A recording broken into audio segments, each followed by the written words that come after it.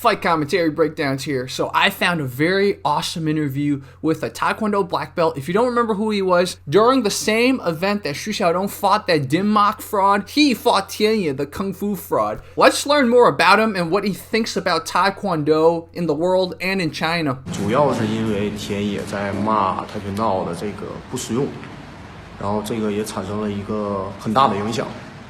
跆拳道是有实战能力的，毕竟它是一项武道。 但是现在呢，跆拳道基本上分两种，一种是营销的跆拳道，一种是真正教技术的跆拳道，所以它这个的区别还是蛮大的。His description of the two types of Taekwondo schools in general can be used to describe any type of martial art. It doesn't have to be Taekwondo. It could be Kung Fu, could be Jiu-Jitsu, could be Karate, could be everything. There are certain schools that lean towards making money. Certain schools that are all about teaching skill. The people who run the school don't know anything about business. Some schools have a balance, but it's really hard to find a balance. And this can be applied not just for any martial arts. It can be literally applied for anything. Bandage manufacturers, right? There's certain bandages that are more quality than others. Certain ones are just being lower quality but mass marketable, so to speak. 营销的跆拳道就是那种只重宣传。 就包括让你报一些各种各样的卡呀，然后给你穿各种各样不同颜色的衣服啊，然后区分对待的这种。然后基本教练呢，他是不会做演示动作，或者是基本这个教练他根本就不会跆拳道。做的更过分的，也就是进馆之后了，他会让孩子学一些什么磕头啊、洗脚、下跪啊这类的东西。 Wash the coach's feet thing is probably something uniquely Asian, specifically probably Chinese. But if you see my interview with Mantis Boxing, he actually had a similar story here, but in America. So, you know, you can't put it past anything. And it's interesting when he talks about schools where the coaches might not even be able to do the moves. For some of you, it might be hard to fathom that. I think if you've watched some of our Bullshido videos, you've probably seen examples of that where teachers, the students, they're all doing very janky moves. 他会在你上课的时候，他会基本上只会教你一些套路啊。 或者只教你跆拳舞啊，它是没有实战的。I think I'm seeing a pattern here. Remember that video we did where we looked at the Taiwanese documentary where they interviewed people about the problem with Chinese martial arts? I'm seeing similar kind of reflections. 但是如果技术馆的话，他会特别重视实战这一块，特别重视实战呢，特别重视一些防身术之类的教学，他不会重视这个跳舞，尤其这个跳舞。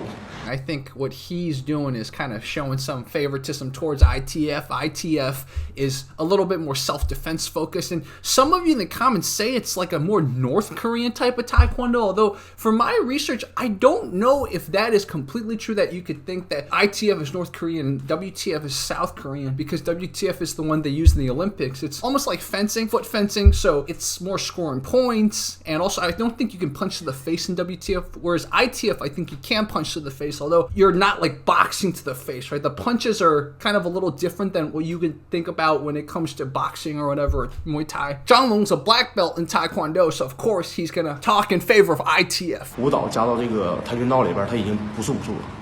同时呢，我也希望我们家长呢，就是男性家长也多陪陪我们的孩子，因为现在大家也都知道，中国的孩子现在越来越娘。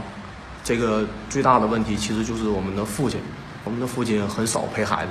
所以会造成我们的孩子越来越娘这个事儿。 In my opinion, it was probably one of the most interesting segments. Now, I'm surprised he spoke so candidly, but I honestly don't think this is the first time I've heard someone talk about how they feel like men in China are too feminine. This is very interesting, and this kind of goes a little bit beyond the scope of this channel, Fight Commentary Breakdowns. Niang literally means like womanly, so attributes men and boys in China being a little too feminine as dads not being around enough. The difference is, I think, in the West versus in China is that in the West, dads aren't around because of a lot of single-family households. Whereas in the East, especially in China, it's just because the dads are working all the time. A lot of times, work is not separated with your life. So you might have to go get drinks and dinner and stuff with your bosses after work because you're building kind of a whole network of people to support you. It's almost like to succeed in business in China, two things. One, you have to have people above that'll vouch for you, right? That's the key.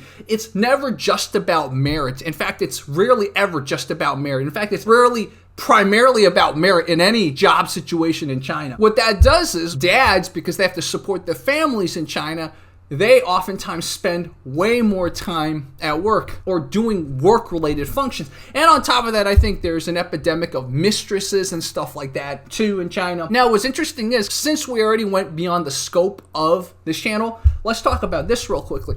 In China, you're allowed to have 2 kids. Sometimes if you are really connected with the government or you are rich enough to pay fines, you can have more than 2, but most people have 2 kids in China. If you're a woman, an interesting phenomenon has emerged in China because you can have your 2 kids and then they know you're not gonna have more kids. So some women, they'll stay home for a few years, raise her 2 kids. They'll have their 2 kids back to back, kind of like Hank and Rob, right? They're very close in age. And then the woman, after a few years being a housewife, will go back to work. And then she will be able to work very, very hard, do the long hours and everything. So that's an interesting phenomenon. So I would qualify what Zhang Long says. It's not just about the dads not being home. I think parents in general are not at home enough in Chinese society, and you'll probably see that more and more because, again, China has to maintain its economic growth, right? So everyone's forced to work harder and harder and harder to maintain the GDP growth. 跆拳道这仨字儿，它就是已经说明了，就是拳腿都有。但是我们现在一般学的那个跆拳道 WTF， 它是因为进入奥运会之后被阉割了，所以它的技术会有一些变化，所以注重踢腿，但是并不代表它没有拳。同样的 WTF 的话也是一样的，他们里边也有很多优秀的选手，也有很多能打的人。同样，我们包括那个一些打世界比赛的那种，他们以前有好多人都是练过那个跆拳道的，每个人都练过。同样也包括我们这些传统跆拳道的人 ，ITF 的也是一样。也是拳脚都要用的。 He took another dig at WTF, but then he immediately tried to be diplomatic. He said, but there's also a lot of WTF people who can fight. So that was really funny. He's like, yeah, you know, the whole structure of WTF kind of neutered Taekwondo, but you know, there's still a lot of professional fighters that started with a Taekwondo base. Guys, you know Coach Paris? Coach Paris started in Taekwondo. The key is with any martial art, you spar and you adapt. The philosophy of MMA, it's the philosophy of Jeet Kune Do, philosophy of Bruce Lee, philosophy of basically anyone. It's not just any person. Lots of martial artists in any discipline, any style that have this sparring safely, test it out, adapt, keep learning, stay humble philosophy.